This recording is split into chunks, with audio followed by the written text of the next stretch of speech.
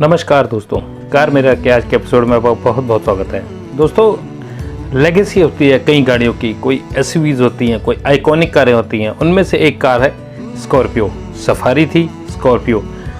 जब Scorpio N नाम से नई गाड़ी इन्होंने पेश की, वैसे बहुत देर से कवायद चल रही थी कि स्कॉर्पियो आएगी, नहीं स्कॉर्पियो आएगी, बट जब स्कॉर्पियो एन लिखा गया उसके आगे तो जाहिर सी बात है थोड़ा सा अंदाज़ा हो जाता है कि स्कॉर्पियो एन का मतलब है एक कार और है जो स्कॉर्पियो के नाम से आ रही है और एक क्लासिक स्कॉर्पियो चलती रहेगी। तो वही लेगेसी को अपने को बरकरार रखते हुए स्कॉर्पियो दोबारा पेश की गई है स्कॉर्पियो क्लासिक के नाम से, जो कि पहले चल रही स्कॉर्पियो है।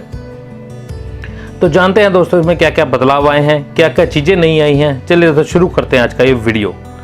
दोस्तों, जो नई स्कॉर्पियो क्लासिक आई है वो बेसिकली हम देखें तो पुरानी वाली स्कॉर्पियो ही है। ना प्लेटफॉर्म, ना शक्ल सूरत और ना ढांचा, ना बनावट, कुछ भी चेंज नहीं किया गया। बस थोड़े थोड़े से चीज़ों को अपडेट जरूर कर दिया गया है ताकि मॉडर्न तरीके की गाड़ी और एक रिफ्रेश गाड़ी जरूर लगे। वो फ्रंट से शुरू करते हैं दोस्तों गाड़ी को। टिपिकल फैमिलियर जो आज का इनका जो फ्रंट फेशिया है वही इसके अंदर भी रखा गया है। फ्रंट के अंदर जो ग्रिल है वहाँ से शुरुआत करते हुए देखें कि 7 स्लैट्स वाली वर्टिकल ग्रिल हमारे पास देखने को मिलेगी। बारीक बारीक पट्टियाँ क्रोम की उसके अंदर देखने को मिलेंगी और नया जो महिंद्रा का 2 पीक्स वाला लोगो है वो इसके अंदर अब डाल दिया गया है। थोड़ा नीचे आके देखें तो फॉग लैंप्स को थोड़ा छोटा कर दिया और वहाँ पे एक हॉरिजॉन्टल लाइन दे दी गई है जिसके अंदर की DRLs मर्ज की गई हैं। तो ये चीज़ें अच्छी लग रही है, देखने में सुंदर लग रही है। फॉग स्किड प्लेट नीचे की तरफ से उठाई हुई थोड़ी और प्रीमियम लग रही है, लाइट से ग्रे कलर की वो दी गई है। हेडलाइट्स यूनिट्स को देखा जाए तो वही प्रोजेक्टर हेडलैम्प्स हमें मिलते हैं और आईब्रो टाइप के कुछ एलिमेंट्स पहले भी दिए जाते थे। बड़ी बड़ी हेडलाइट्स थी, वो हेडलाइट्स को अभी भी वैसे के वैसा ही रखा गया है। बोनेट को देखा जाए तो बोनेट इंटैक्ट है, क्रीजेस वैसे ही बड़ी बोल्ड और मस्कुलर दिखाने के लिए गाड़ी को रखी गई है वो। और उसके अंदर एयर कॉन रखा गया था एक छोटा सा, जो कि अब फंक्शनल नहीं है क्योंकि गाड़ी के अंदर का इंजन भी चेंज कर दिया गया है। तो मोटे मोटे तौर पर फ्रंट में सिर्फ यही हमें बदलाव मिलेंगे, जो कि फ्रंट का ग्रिल बदलाव दिखने को मिला है। हेडलाइट्स सेम ही है जैसे पहले आती थी। फ्रंट का अगर ग्लास एरिया देखा जाए तो ग्लास एरिया भी इंटैक्ट रखा गया, वैसा का वैसा ही है। साइड प्रोफाइल में आते हैं। साइड प्रोफाइल में आप अगर दूर से देखेंगे गाड़ी को तो ऐसा लगेगा कि वही गाड़ी पुरानी ही चली आ रही है। फ़र्क सिर्फ 3 इसके अंदर देखने को मिलेंगे। पहला फ़र्क, अगर ऊपर से चले तो रूफ रेल्स है वो फंक्शनल है, अच्छी बात है। वो ग्रे और ब्लैक कलर के मिक्स करके कुछ बनाई गई हैं, सिल्वर एक्सेंट भी कहीं कहीं दिए गए हैं, तो देखने में खूबसूरत लग रही हैं वो। ये एक पहला। दूसरा है इसका जो नीचे स्कॉर्पियो की बैजिंग चलती है दोनों डोर्स के ऊपर, अब वो पिछले डोर की बजाय अगले डोर के ऊपर आ गई है और स्कॉर्पियो का जो फॉन्ट है वो थोड़ा छोटा कर दिया गया है और ब्लैक के ऊपर सिल्वर के साथ लिखा गया है। फ्रंट डोर दोनों के ऊपर ये चीज़ हमें देखने को मिलेगी। तो ये दूसरा बदलाव है। तीसरा बदलाव है 17 इंच के खूबसूरत डायमंड कट डुअल टोन के अलॉय व्हील्स, जो कि अब इस गाड़ी में हमें देखने को मिल रहे हैं। तो सिर्फ यही बदलाव है जो साइड में है। बाकी बड़े बड़े व्हील आर्चेस, बॉडी कलर्ड और डोर के ऊपर भी वही क्लैडिंग चलती हुई देखने में खूबसूरत लगती है, बड़ी बोल्ड गाड़ी की लुक देती है। रियर में चलते हैं। रियर में देखो तो क्या नज़र आता है हमें। बेसिकली हमें ज़्यादा कुछ बदलाव नहीं नज़र आएगा, सिर्फ महिंद्रा का लोगो जो चेंज हो गया है और ब्लैक ग्लॉसी फिनिश उसके अंदर दे दी गई है। साइडों में अगर टेल लाइट्स को देखें तो वो डी शेप के 2 टेल लाइट्स दिए गए हैं दोनों साइड पे ही। और आपको याद होगा जो पिछली पुरानी जो आती थी स्कॉर्पियो, वैसे ही इसके अंदर रेड एलिमेंट्स दिए गए हैं वर्टिकल, जो कि थोड़ी सी अलग दिखाते हैं गाड़ी को। तो सिर्फ यही बदलाव इसके अंदर है। और हाँ, क्लासिक की बैजिंग जरूर दे दी गई है स्कॉर्पियो के साथ ही। अब ये सिर्फ बदलाव आपको इस गाड़ी में देखने को मिलेंगे। बाहर से भीतर चलते हैं गाड़ी के। इंडोर में हमें क्या क्या देखने को मिलेगा। ब्लैक बीज कलर की जो इंटीरियर के एक्सेंट्स हैं वही हमें देखने को पहले वाले मिलेंगे और स्कॉर्पियो की बैजिंग जो लेफ्ट साइड पे हमें देखने को मिलती थी वैसे की वैसी ही हमें देखने को मिलेगी। एयर बैग्स 2 के निशान हमें देखने को इसमें मिलते हैं। स्टीयरिंग वैसा का वैसा ही है जैसे पहले था, बस लेदर रैप कर दिया गया, उसको लेदर रैप कर दिया गया उसके ऊपर। MID को देखा जाए तो MID इंटैक्ट रखा गया, वैसे ही कलर स्कीम, वैसे ही इन्फॉर्मेशन देता है वो, कुछ भी बदलाव उसमें नहीं किया गया। एसी वेंट्स के डिज़ाइन वैसे ही रखे गए हैं, लेकिन उसके अंदर सिल्वर एक्सेंट दे दिए गए हैं। डोर पैड्स के अंदर एक्सेंट सिल्वर दे दिए गए हैं, थोड़ी सी प्रीमियम गाड़ी दिखाने के लिए। अब अगर देखा जाए इसके इंफोटेनमेंट सिस्टम को, बड़ा बदलाव वहीं पे है। पहले हम नीचे आ जाते हैं, थोड़ा गियर लीवर जहाँ पे है वो गियर लीवर वैसा का वैसा रखा गया है। हाँ, थोड़ा सा सॉफ्ट जरूर हो गया है, वो वुडन फिनिश या वुडन आर्क कुछ देने की एलिमेंट्स देने की कोशिश जरूर की गई है। इसके अंदर थोड़ा सा अलग, थोड़ा सा नया करने की कोशिश की गई है। पीछे की तरफ देखा जाए तो एसी वेंट्स हमारे पास देखने को मिलते हैं, जो कि अच्छी खासी एयर फ्लो देते हैं। सीट कुशनिंग की बात की जाए तो सीट कुशनिंग अच्छी खासी है। जो फैब्रिक लगाया गया है वो क्विल्ट टाइप के पैटर्न के अंदर, चाहे वो हेडरेस्ट हो चाहे वो सीट की कुशन हो, उनके अंदर डिज़ाइन दिया गया है। सीट की कुशनिंग अच्छी खासी है, ठीक ठाक कुशनिंग है, और देखने में गाड़ी को लाइट क्रीम कलर की देने के कारण देखने में लाइट का कलर, इसका कॉम्बिनेशन अच्छा लग रहा है। देखने में एक रूमी सी और खुली खुली लाइट गाड़ी नज़र आती है हमें। अगर देखें इसके ग्लास एरिया तो ग्लास एरिया वैसा ही है, बड़ा ग्लास एरिया पहले भी था, अब भी वैसे ही दिया गया, कोई बदलाव उसमें नहीं किया गया। डोर पैड्स को देखा जाए तो उसके अंदर 1 लीटर की बोतल, मैगजीन होल्डर और मोबाइल रखने की जगह दी गई है। सिर्फ वही इसके अंदर आता, पहले भी था और अब भी है, उसमें कोई खास बदलाव नहीं किया गया। अगर देखें इसके इंफोटेनमेंट सिस्टम को, फीचर्स की अगर बात करें तो बहुत बड़ा चेंज वहाँ पे हमें देखने को मिलेगा।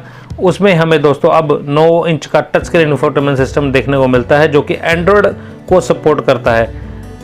मोबाइल मिरर आप कर सकते हैं, ब्लूटूथ, ऑक्स और यूएसबी की सुविधा इसके अंदर आपको मिल जाएगी।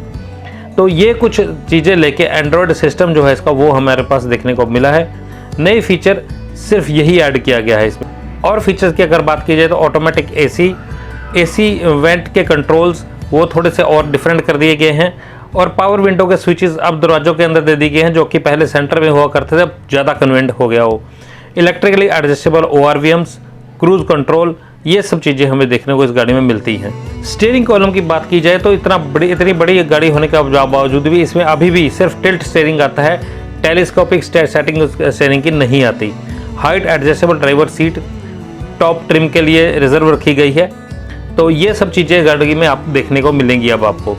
अगर बात करें इसकी सीटिंग पोजीशन की तो इसके अंदर हमारे पास 7 और 9 सीटर की सुविधा दे दी गई है।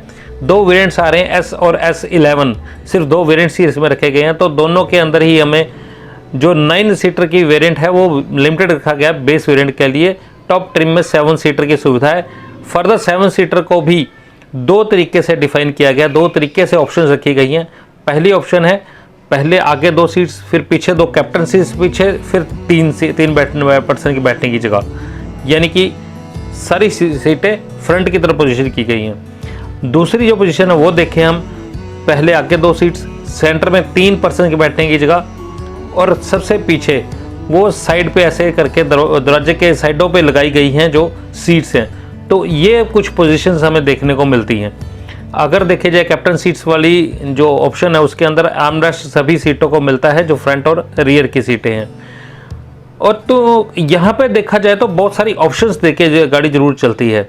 बाकी देखा जाए तो अगर कलर्स को, तो 5 कलर्स इसके अंदर अवेलेबल कराए गए हैं। एक कलर नया है जो कि ग्रे कलर है, वैसे इसके अंदर रेड, ब्लैक, ग्रे, सिल्वर और वाइट कलर इसके अंदर दिया गया है। और अगर कहें पावर की बात, यानी कि इंजन की बात हो, तो उसमें बड़ा बदलाव किया गया है। 2.2 लीटर का M-HOK 130 इंजन जो थार से उठाया गया है, वही इंजन इसके अंदर दिया गया है, जो कि अब जनरेट करता है 300 Nm की टॉर्क और 130 bhp की पावर। 6 स्पीड का मैनुअल ट्रांसमिशन दिया गया, ऑटोमेटिक की सुविधा इसमें नहीं है, ना ही कोई पेट्रोल का ऑप्शन अब रखा गया है। तो S और S11 2 ही वर्जन है, उसके अंदर सिर्फ एक ही डीजल इंजन है, उसमें भी एक ही मैनुअल ट्रांसमिशन है। तो कहीं पे कोई गुंजाइश नहीं रखी है इन्होंने कन्फ्यूजन की, क्लियर रखा है, सिर्फ 2 ही वर्जन इसके पेश किए गए हैं। अब सेफ्टी की बात करते हैं दोस्तों। सेफ्टी के बिहाफ पे इसमें क्या रखा गया है, panic braking indicator, seat belt reminder, speed alert system, automatic door lock, 2 airbags और ABS, सिर्फ यही, या फ्रंट पार्किंग या रियर पार्किंग कैमरा, सिर्फ यही चीज़ें इसके अंदर रखी गई हैं। टॉप ट्रिम के अंदर भी कहीं भी एज अ ऑप्शन भी हमारे पास 5 या 6 एयर बैग की सुविधा नहीं है। तो ये कुछ दोस्तों ये गाड़ी लेके आती है। अब बात करते हैं दोस्तों इसके लॉन्च की और प्राइसेस की। दोस्तों इसके लॉन्च मेरे हिसाब से 20 अगस्त के करीब इसकी लॉन्च भी होनी चाहिए, उसी टाइम इसके प्राइसेस भी अनाउंस किए जाएंगे। हाल फिलहाल के लिए इसके प्राइसेस अनाउंस नहीं किए गए, लेकिन अगर देखा जाए इसके प्राइसेस कहाँ पे जाकर टिकेंगे, स्कॉर्पियो एन को टक्कर ना दे या फिर क्लैश ना हो, मेरे हिसाब से इसके प्राइस 10 या 10 लाख एस वेरिएंट शुरू होकर 14 लाख रुपए तक S11 के जाने चाहिए, क्योंकि एक ब्रांड वैल्यू का भी फायदा उठा के लेगी गाड़ी है। तो दोस्तों ये कुछ इस गाड़ी के अंदर नया आया है, कुछ चीज़ें नई हैं, कुछ वेलकम है, कुछ और की ज़रूरत थी, वो मैं आपके साथ साझा कर लेता हूँ कि जो मेरे को कमियाँ लगी, जो दूर होनी चाहिए इस गाड़ी में। सबसे पहली बात, पुश स्टार्ट स्टॉप बटन इस गाड़ी के अंदर नहीं आता, तो वो इसके अंदर आना चाहिए था। हाँ, हालांकि की के साथ भी इसको खोलना बंद करना ठीक है, पर एक पुरानी गाड़ी की एक फील आती है, क्लासिक गाड़ी की फील आती है, तो वो इसके अंदर एक रखा गया है।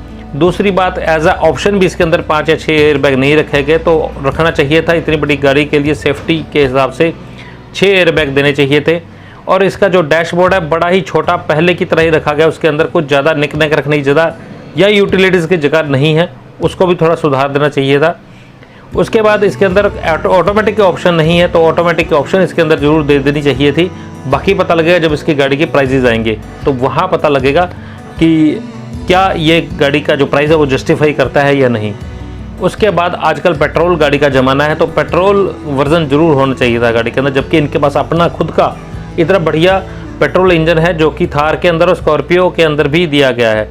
तो दोस्तों इस गाड़ी को अगर देख के जिस तरीके से गाड़ी लॉन्च की गई है, मेरे हिसाब से मोटे मोटे तौर पे इन्होंने यही रखा है कि एक रिस्क फ्री गेम खेली है इन्होंने, जो कि इसके बॉक्सी डिज़ाइन और इसकी लेगेसी, और स्कॉर्पियो लेनी है तो स्कॉर्पियो ही लेनी है वाले फैक्टर वाले जो ग्राहक हैं, उनको कायम रखने के लिए एक सिर्फ पॉइंट के हिसाब से गेम चली है। S और S11 दो ही वर्जन, सिर्फ डीजल के अंदर, सिर्फ मैनुअल के अंदर। तो ये सब चीज़ें लेके ये गाड़ी आई है।